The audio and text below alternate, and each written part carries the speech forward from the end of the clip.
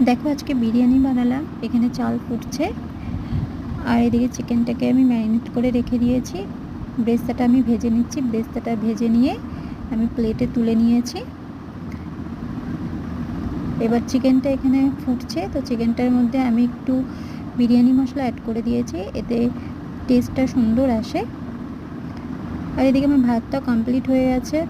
তো দেখো কত সুন্দর ঝুরঝুরা ভাত হয়েছে। আর আলুটাকে এখানে ভেজে রেখে দিয়েছি। এবার আমি দমে দেওয়ার জন্য আটাটা মেখে নিই। দেখো আমার আটা মাখা কমপ্লিট হয়ে গেছে।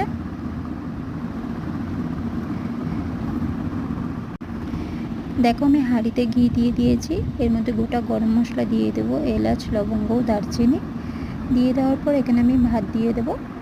তো ভাত দেওয়ার পর এখানে চিকেন, আলু দেব, দিয়ে আবার ভাত দেব। এভাবে আমি পরপর সাজিয়ে নেব। এর মধ্যে আমি গোলাপ জল, কেওড়া জল, ঘি, আতর, ব্রেস্তা, বিরিয়ানি মশলা সব অ্যাড করে দিয়েছি।